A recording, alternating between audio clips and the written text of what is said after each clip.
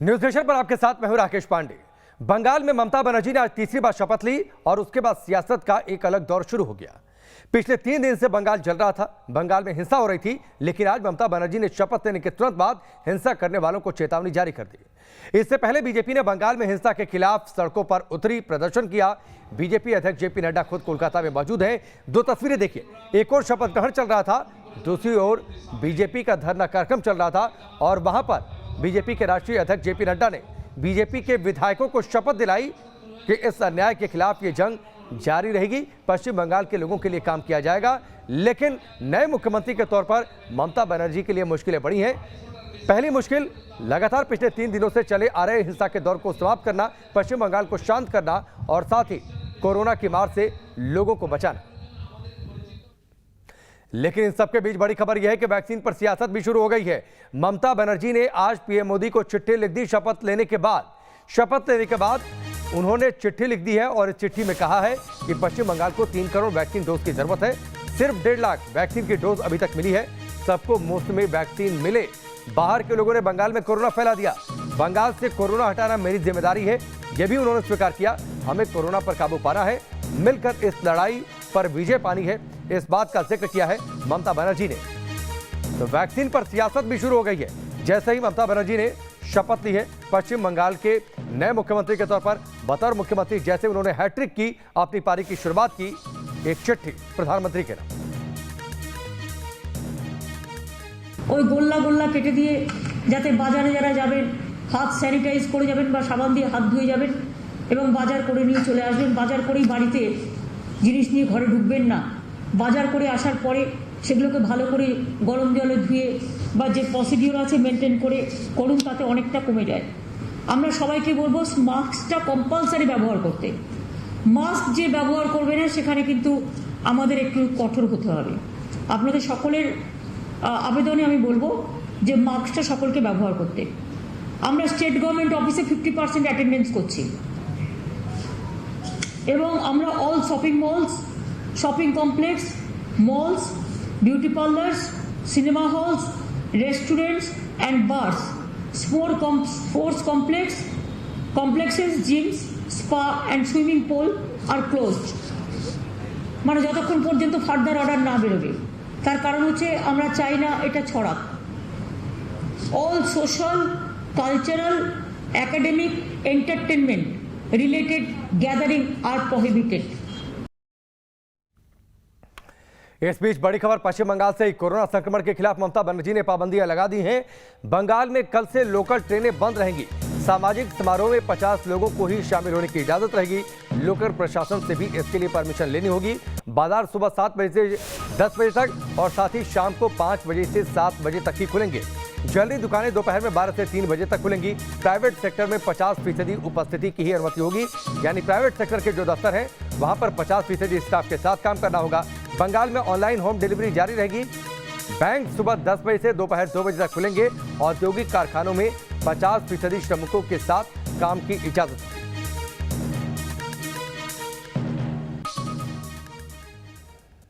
चलिए आगे बढ़ते हैं। जो मेहमान हमारे साथ जुड़े हैं उनका परिचय आपसे करवाते हैं। अनिला सिंह भारतीय जनता पार्टी के नेता, संजय सरकार हमारे साथ जुड़े हैं जो कि टीएमसी के हैं, तापस हमारे सहयोगी भी हमारे साथ जुड़ चुके हैं। इन सबका हम रुख करें, लेकिन उससे पहले 3 तस्वीरें पश्चिम बंगाल की सियासत से आपको दिखानी जरूरी है।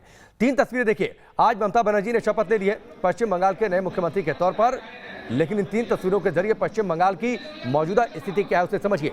बीजेपी ने आज धरना दिया, दूसरी ओर शपथ ग्रहण चल रहा था। बीजेपी ने धरना देकर ममता बनर्जी पर हमला बोला। वहां पर खुद बीजेपी के राष्ट्रीय अध्यक्ष जेपी नड्डा मौजूद थे। उन्होंने विधायकों को शपथ भी दिला दी कि इस अन्याय के खिलाफ जंग जारी रहेगी। लेकिन बीचों बीच तस्वीर है वो पश्चिम बंगाल की मौजूदा कड़वी हकीकत की तस्वीर है। वहां पर हिंसा का दौर कब रुकेगा? आज ममता बनर्जी ने चेतावनी भी दे दी। अधिकारियों से भी कहा जो भी जिम्मेदार है उसे बख्शा नहीं जाए। लेकिन हकीकत यह है कि अभी हिंसा का दौर थमा नहीं है। बहुत सारे लोग पश्चिम बंगाल छोड़कर असम, जो कि सीमावर्ती राज्य है, वहां पर लोग पलायन कर रहे हैं ताकि इस हिंसा की आग से खुद को बचा सके। सुनिए क्या कुछ कहा जेपी नड्डा ने। स्वीकार करते हुए, सहज स्वीकार करते हुए जो जिम्मेदारी हमें मिली है उसको हम निभाएंगे। एक प्रखर और प्रमुख भूमिका विपक्ष की निभाएंगे। जो ये राजनीतिक हिंसा पिछले 2 दिनों में हुई है, हम भी शपथ ग्रहण में शामिल होते, लेकिन ध्यान में ये आया कि ममता जी की सरकार जैसे जैसे नतीजे आए हैं वैसे वैसे यहां पर एक तरीके से राजनीतिक हिंसा का तांडव हमको देखने को मिला। मैं गया हूं उन घरों में जहां हमारे कार्यकर्ताओं पर अटैक हुआ है। मैं मिला हूं उन लोगों से, उन परिवारों से जो हमारे कार्यकर्ता शहीद हुए हैं। मैं आज भी जाने वाला हूं। यह लड़ाई एक निर्णायक मोड़ तक लड़ेगी और भारत के संविधान और संविधान निर्माता डॉक्टर भीमराव अंबेडकर जी ने, भारत रत्न ने जो रखा है संविधान में, उसकी रक्षा करते हुए सबका साथ, सामाजिक समरसता लाते हुए सबका साथ, सबका विकास, सबका विश्वास, इसको हम आगे बढ़ाएंगे। प्रधानमंत्री मोदी जी ने जो बंगाल को विकास की मुख्य धारा में लाने का प्रयास किया है पिछले 6 सालों में, 7 सालों में, उसको हम आगे बढ़ाएंगे, उस संकल्प को हम आगे बढ़ाएंगे और विकास की एक नई कहानी, एक रचनात्मक विपक्ष की भूमिका निभाते हुए हम निभाएंगे। जेपी नड्डा को आप सुन रहे थे। अनिला सिंह भारतीय जनता पार्टी के नेता हमारे साथ जुड़ी है। सबसे पहले उनका रुख करते हैं। अनिला जी, जेपी नड्डा ने जो बातें कही आपने तो सुनी, लेकिन पश्चिम बंगाल में जो हिंसा हो रही है उसके जवाब में आपकी पार्टी से यह भी सुर आया है कि टीएमसी के नेता दिल्ली आएंगे तो देख लेंगे। देखिए, दिल्ली बहुत दूर है, पर बंगाल में जो कुछ हुआ है चुनाव के बाद, जीत हासिल करने के बाद, ममता बनर्जी के जो कार्यकर्ताओं ने बाकी राजनीतिक दल और खासतौर से भारतीय जनता पार्टी के कार्यकर्ताओं के साथ जो सलूक किया है, उसका क्या उत्तर है?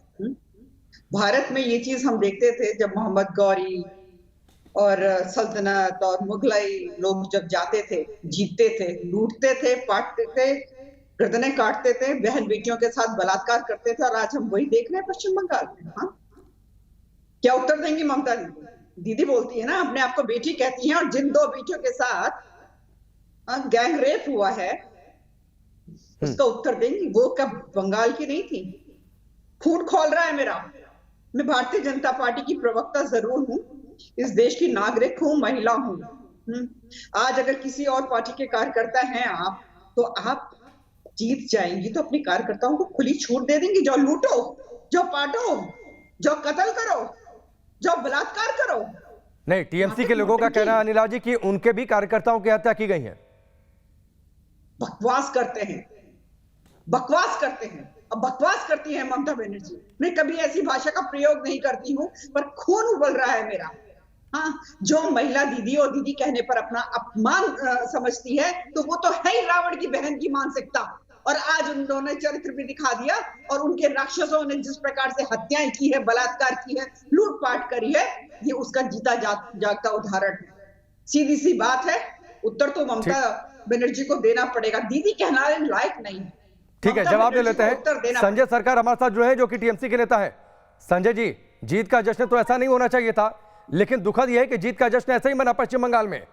अब हिंसा का दौर शांत होगा? मेरे पूरा बात मेरे को कंप्लीट करने दीजिएगा, ठीक है? मैं एक चीज बताता हूँ। भारतीय जनता पार्टी को जो अध्यक्ष है बंगाल के, उसने क्या बोला था? उसने बोला था अगर ये 2 मई में हम लोग सरकार में आ रहे हैं, जितना तिलिंबोल कार्यकर्ता है उसको घर से उठा के लेके आएंगे, चमड़ी उठा के नमक और मिर्ची देंगे, उसके बाद उसको गोली करेंगे, उसको मुंडी काट के पेड़ के ऊपर झुला के रखेंगे, ठीक है? और क्या तो उनकी इस बात का बदला ले रहे हैं आप लोग? नहीं, मेरा बात सुनिए। आप कैसे तरह भड़कावा भाषण दिया, आपको तो सुनना चाहिए ना। और उसके बाद जो महिला तृणमूल कार्यकर्ता है उसको क्या किया जाएंगे? उसको बिल्कुल द्रौपदी की तरह वस्त्र हरण किया जाएगा बीच चौराहा रास्ता में। किसने बोला? दिलीप घोष बोला, सायंतन बसु बोला, राजू मुखर्जी जो है वो बोला है, और राहुल सिन्हा बोला है। और एक आप वो बहन मेरे जो बोल रहे हैं ना, जो गैंग रेप हुआ है नानूर में, जो जिस केंद्र में जो पोलिंग एजेंट था शाहजी, जो जहां से चुनाव खड़े हुए थे, उनका पोलिंग एजेंट जो लेडी थी, वो डायरेक्ट एसपी उसको लेके आया। एसपी भी इनका आदमी है। चुनाव कमीशन उसको दूसरा एसपी को बदला के उसको लेके आया था। उसने आके डायरेक्ट प्रेस के सामने बोला मेरे ऊपर कोई बलात्कार नहीं हुआ है, बिल्कुल झूठ बात बोल रहे हैं, शाहजी बोला। और भारतीय जनता पार्टी को जो वहां पर जो कैंडिडेट था, कैंडिडेट भी बोला ऐसे। संजय सरकार जी, अगर बीजेपी के किसी नेता ने कुछ बयान दिया, वो बयान आपत्तिजनक था, उनके कार्यकर्ताओं से उसका बदला लेंगे आप? पार्टी में उनके कार्यकर्ताओं से बदला लेंगे आप? नहीं मिलेंगे, इसको भागने मैं गिनवाऊं आपकी पार्टी से किस नेता के क्या विवादित बयान रहे? आप गिनाइए। हम यह भी कहा गया कि 2 मई को केंद्रीय वाहिनियां चली जाएंगी, उसके बाद बदला लिया जाएगा। आप हिंसा को जस्टिफाई कर रहे हैं। बंगाल में आए थे। नहीं, आप हिंसा को जस्टिफाई कर रहे हैं। चुनाव जीत गई। संजय सरकार पिछले 3 दिनों में जो हिंसा हुई उसको जस्टिफाई कर रहे हैं आप। पिछले 3 दिनों में जो हिंसा हुई उसको जस्टिफाई कर रहे हैं आप। आपने दिलीप घोष के एक बयान का उदाहरण दिया, तो उसका बदला उनके कार्यकर्ताओं से लेंगे आप? मेरे 4 कार्यकर्ता का हत्या हुआ है, कुछ बिहान डाटाबाड़ी में हुआ है। आज अरे तो पुलिस आपकी है ना संजय सरकार, उठाकर जेल में ठूसिए जिस पार्टी के जो भी नेता जिम्मेदार है इसके लिए। हत्या हुआ है, वर्धमान में मेरे कार्यकर्ता का हत्या हुआ है, रायना में मेरे कार्यकर्ता को 4-5 कार्यकर्ता का हत्या किया है 48 घंटे के अंदर में। ये लोग भी तो हिंदू थे, ये लोग तो हिंदू के बाहर में नहीं थे, तो किस ढंग से आप बोल रहे हैं ये सब बात? इस बात बेबुनियाद झूठ बोलने से कोई फायदा नहीं है। और दूसरे नंबर बात बताता हूं, भारतीय जनता पार्टी को इतना बड़ा झटका लग चुके हैं, हिंदुस्तान में नहीं रहेंगे। मेरे बहन को बोलता हूं, सच बोलने के लिए सीने में दम रखिए और ये 56 इंच का सीधा बोल के झूठ मत बोलिए। संजय सरकार जी सुनिए ना सर सुनिए। संजय सरकार जी, आपकी इन बातों का जवाब अनिला जी देंगी। आपने मेरी बात का जवाब नहीं दिया। आपने शुरुआत में दिलीप घोष के एक बयान को कोट कर दिया। मेरा सवाल यह है कि अगर दिलीप घोष कुछ बोलेंगे उसका बदला उनके कार्यकर्ताओं से लेंगे, आपकी पार्टी के नेता और कार्यकर्ता? बदला नहीं। देखिए एक चीज आपको बता, नहीं, आपने जस्टिफाई किया। आप हिंसा पर आलोचना करने की बजाय, आप उस पर दुख और संवेदना जताने की बजाय आप उसको जस्टिफाई कर रहे हैं सर। नहीं, आप भारतीय जनता पार्टी जब बोलते हैं आराम से सुनते हैं, जब हम बोलते हैं तो नहीं, मैंने उनसे भी सवाल किया। उनसे भी पहले मेरा सवाल उन्हीं से था और उतना ही तीखा सवाल था। आप हमें सर्टिफिकेट देना बंद करिए पहले संजय सरकार, ठीक है? आप मेरा बात नहीं, आपको सवाल का जवाब देने के लिए बुलाया है, उतना ही काम करिए और वही आपकी जिम्मेदारी है। अनिला जी से भी मैंने सवाल किया। जिम्मेदारी हम संभालता है। यहाँ पर जो बोलता है उसको बीच में टूटना नहीं चाहिए। आपको भी जानकारी होना चाहिए, लोकतंत्र का चौथा स्तंभ में सबको सच बोलने का अधिकार है। अरे सच बोलिए ना, आपको बोलने के लिए कौन रोक रहा है? लेकिन रैली सुनिए संजय जी, चुनावी रैली और चैनल पर जब डिबेट में हिस्सा लेते हैं दोनों में अंतर होता है। चुनावी रैली में आप अपना लिखा भाषण लेकर जाते हैं और उसे जनता को सुनाते हैं, लेकिन जब आप चैनल पर डिबेट में आएंगे आपको सवालों का जवाब देना होता है, आप भाषण देने नहीं आते। इन दोनों में थोड़ा सा फर्क करके आइए, आगे से आपको शिकायत नहीं होगी। अनिला जी जवाब दीजिए इनकी बात का। आप सुनिए, आप 1 मिनट सुनिए, 40 सेकंड में आप सुनिए। अब बार-बार कह रहे हैं ना भारतीय जनता पार्टी की बहन, ना तुम्हारी बहन ना तुम मेरे भाई हो, तुमने मेरे अंगली मत उठाइए, नहीं सुन लो काम। अरे टीएमसी के गुंडे काम खोल के सुन लो, टीएमसी के गुंडे काम खोल के सुन लो। ना मैं तुम्हारी बहन ना तुम मेरे भाई हो, जो किया है जो हरकत करी है वो बख्शी नहीं जाएगी। तुमने भारतीय जनता पार्टी के कार्यकर्ताओं को कत्ल किया, हाँ हमारी बहनों का बलात्कार करवाया है और यहाँ बैठकर तुष्टीकरण दे रहे हो। धिक्कार है, शर्म करो। दुर्योधन तुम हो, दुराचारी तुम लोग हो। तुम्हारी नेता जो है क्योंकि आप कहलाने लायक नहीं, इसलिए तुम बोलोगे और तुम्हारी बोलूंगी और तुम्हारी नेता जो ममता बनर्जी है क्या बोल रही थी? मेरे नेता को दुर्योधन कह रही थी। अरे दुर्योधन तुम जैसे लोग हैं, तुम जैसे लोग हो, बहन बेटियों के साथ बलात्कार करते हो, लूटपाट करते हो, कत्लेआम करते हो। इसका चरित्र है, और चरित्र क्या है? टीएमसी का है, टीएमसी का है। मैं तो कहती हूँ कि कांग्रेस जो है वो कहाँ छुपी हुई बैठी हुई है। उनके परिवार में, गांधी परिवार में दो व्यक्तियों की राजनीतिक हत्याएं हुई है।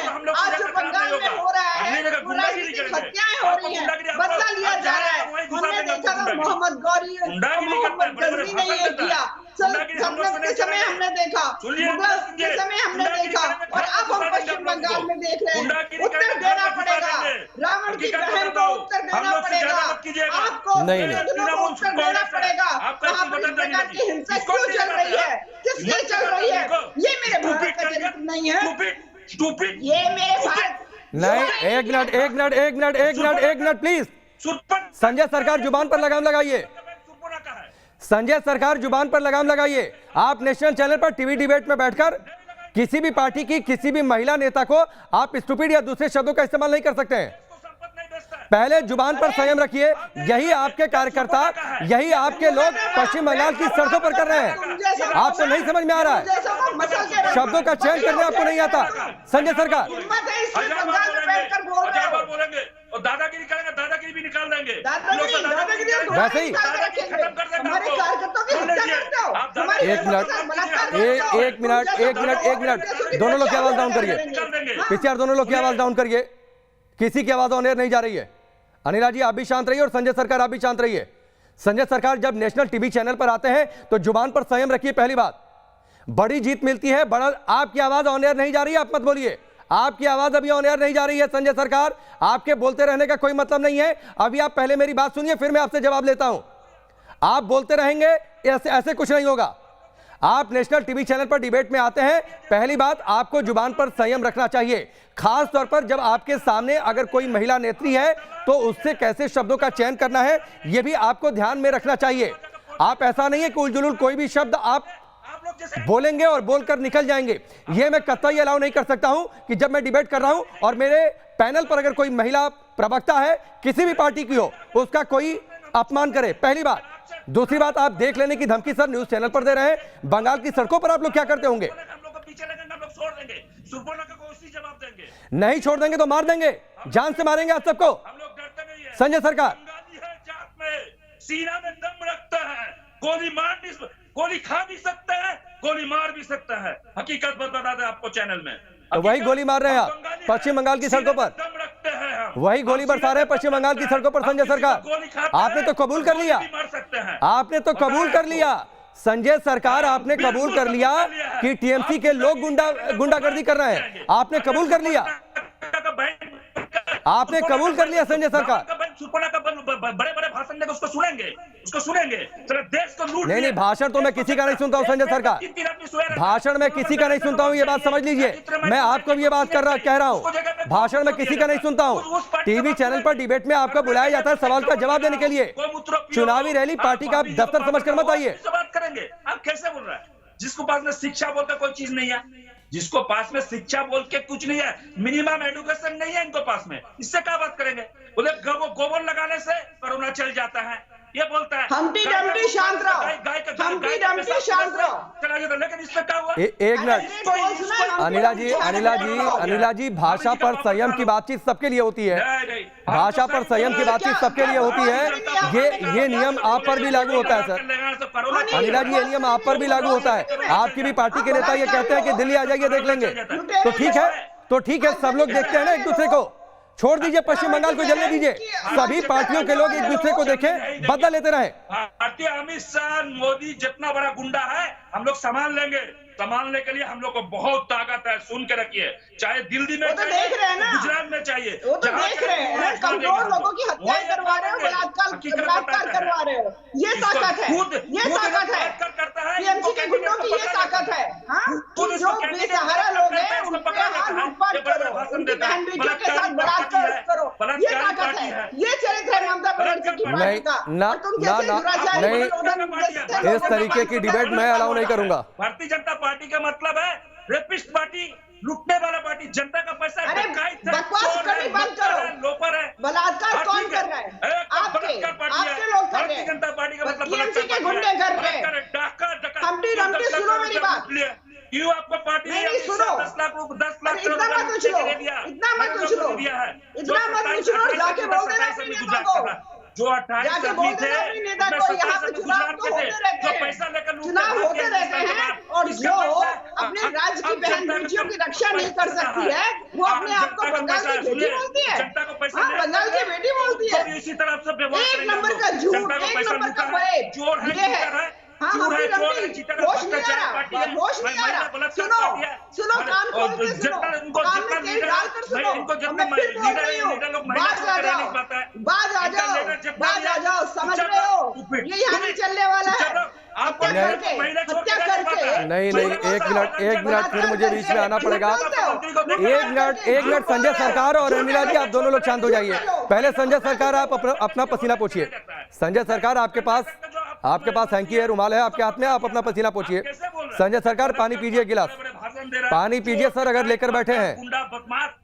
इतना बीपी मत बढ़ाइए, नहीं बढ़ा रहे हम बीपी।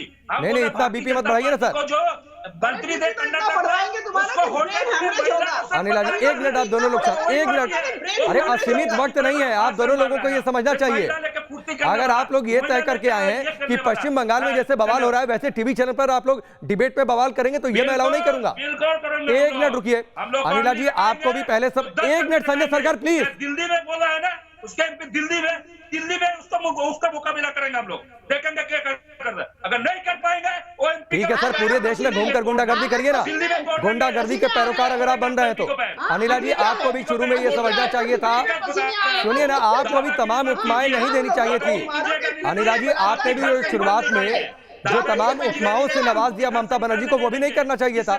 आप लोग सवालों का जवाब देने आते हैं, तार्किक तौर पर जवाब दीजिए, जनता को समझाइए कि आपका स्टैंड क्या है, कौन गलत है कौन सही है, ये तर्कों के आधार पर साबित करिए, ना कि उपमाओं से नवाज कर आप लोग साबित करने की कोशिश करिए।